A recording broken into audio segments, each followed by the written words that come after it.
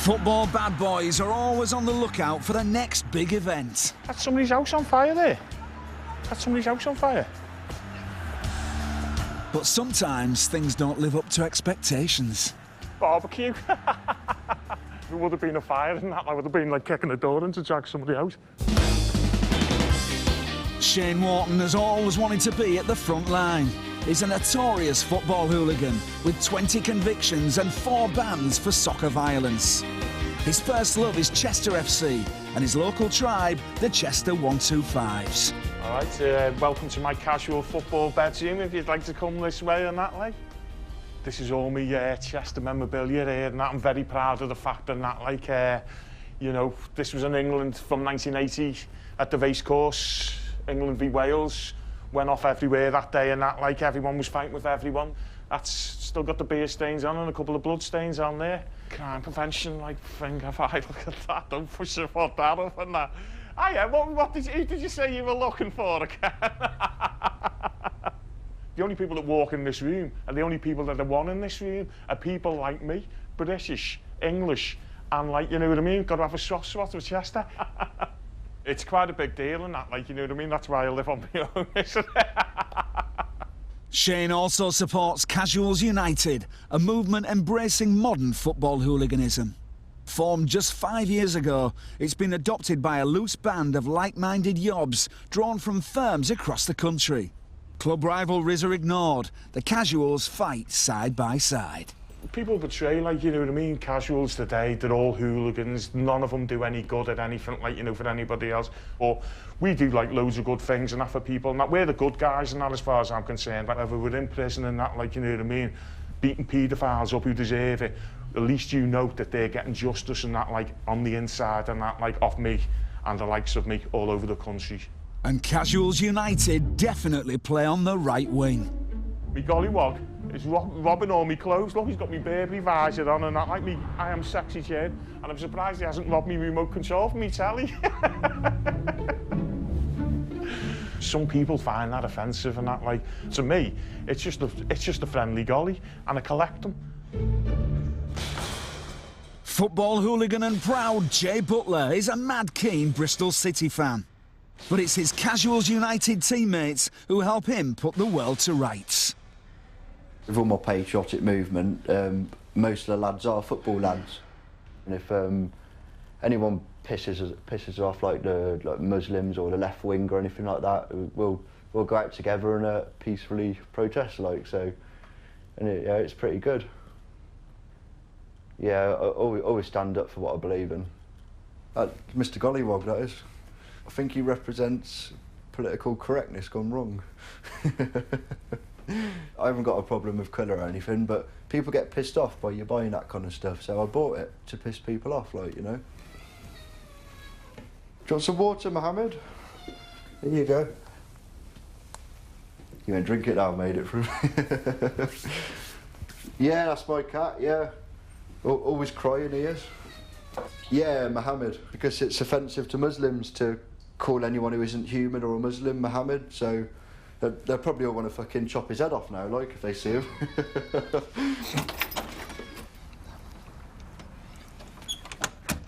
Mohammed has left the building.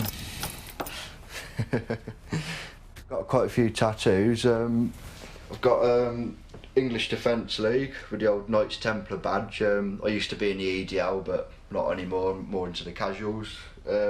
Got England across my back. It's not really to do just with the football, it's more to do with the country. I got 1312 on the back of my neck. That's stands for ACAB, all cops are bastards. But it's not just the cops. Jay hates anything that stops him getting to rival fans, left-wingers, anyone who's up for it.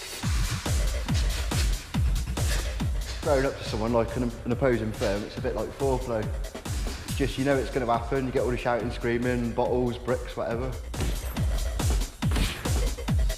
It just happens naturally, you know, in the look of the draw. If you just catch eye contact, it's like, yeah, you yeah, okay, and then... There's no rules as such, really. You just go on until you kick the other person's head in, or until the old bill turn up.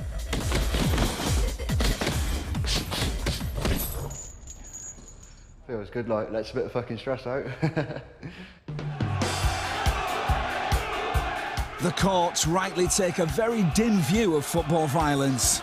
But hooligans like 37-year-old Rochdale bad boy Lee Doran simply don't care. I'm after, like, danger. It is a feeling on its own. Football violence is a feeling on its own. I can't explain it.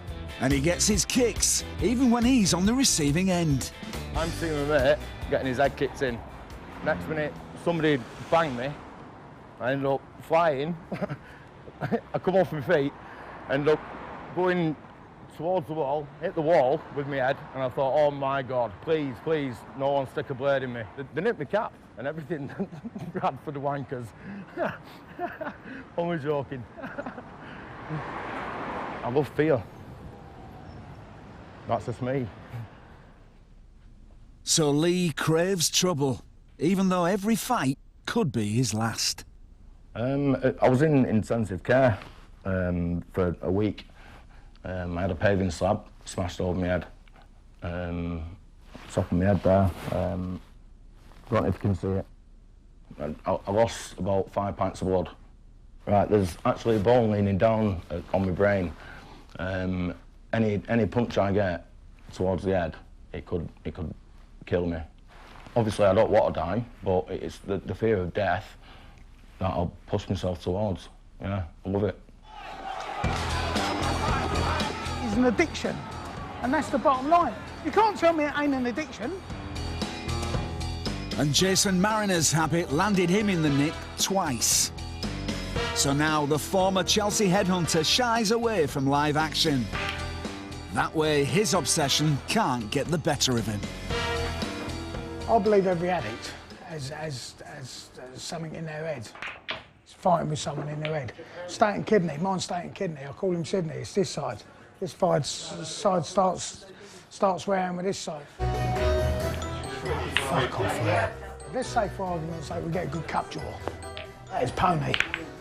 All the lads are going and this, that and the other. You think, fuck me. Yeah, I fancy a bit of that. I fancy a bit of that. But that's him talking. That's Sydney talking. That's him talking up there. You're fighting against it all the time. It's a battle. It's a battle.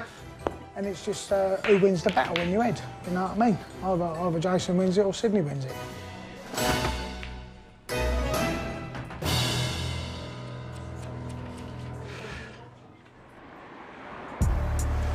Rochdale diehard Lee has also found a couple of ways to deal with his addiction now that he's banned from matches, and they both rely on the internet. Number one is getting a fix online, sharing video violence with his mates. Well, at the time, all the rest come out of the pub. What the fuck? Get a cup of that on his fucking ass. If you're in that mode, like the adrenaline mode, you still don't give a fuck. You still want to fucking rip the guy's head off.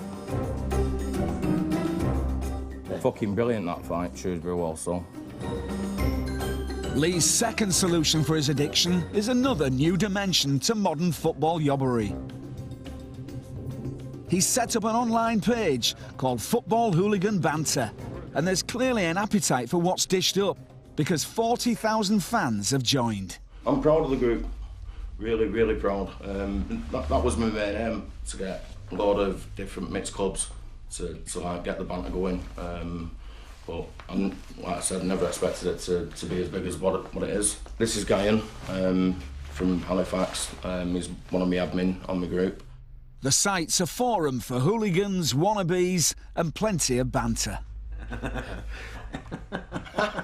With mine being like fucking nearly 1 million hits last month, obviously it's going to be watched by Facebook, so we have got to keep a close eye on it. There's certain things you're not allowed to bring into a banter. Paedophilia, nonce, racism, family. People are just disrespectful wankers and that, like, oh, I'd love to grip a few of them and that.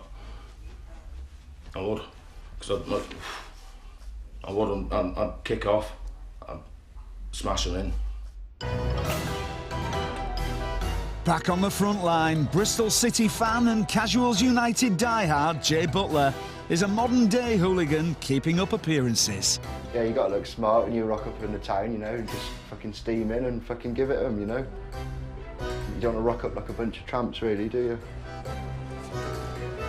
So today, Jay's checking out the latest gear. Expensive labels are all the rage for Casuals United. They're almost as important as the violence. Originally, it was just to throw the old bill off back in the day, looking smart and casual and that. That's when I ended up buying all the expensive gear and that. God, yeah, that one's 325, which is not bad, actually.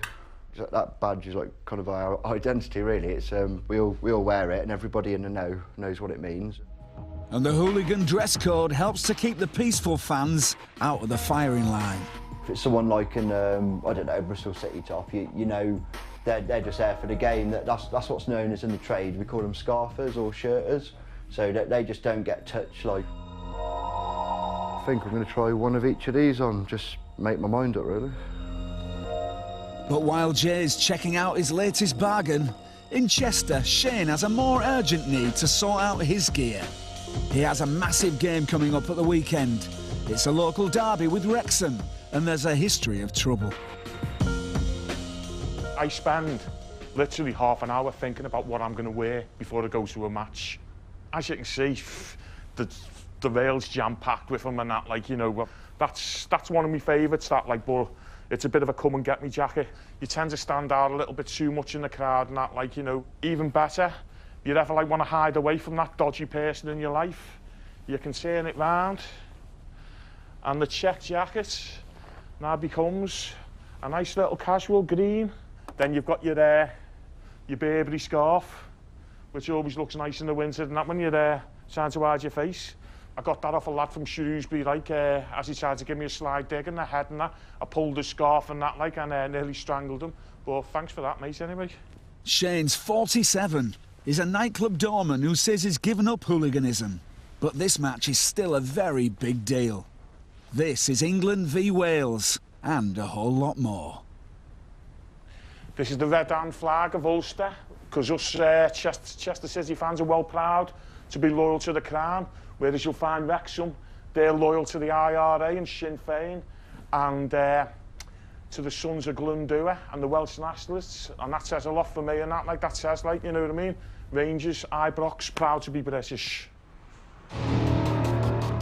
Noel Hughes, aka Yozza, is another long-standing member of the Chester 125s.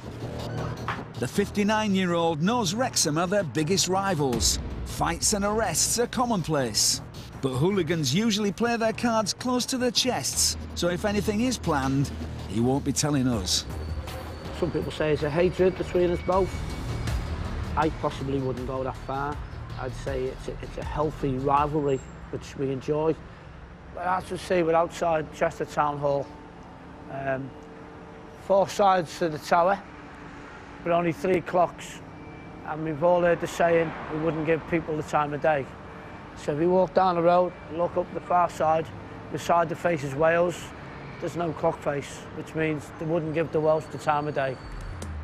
And as the clock ticks down to tomorrow's match, a crucial relegation battle, the crew is still acting cool.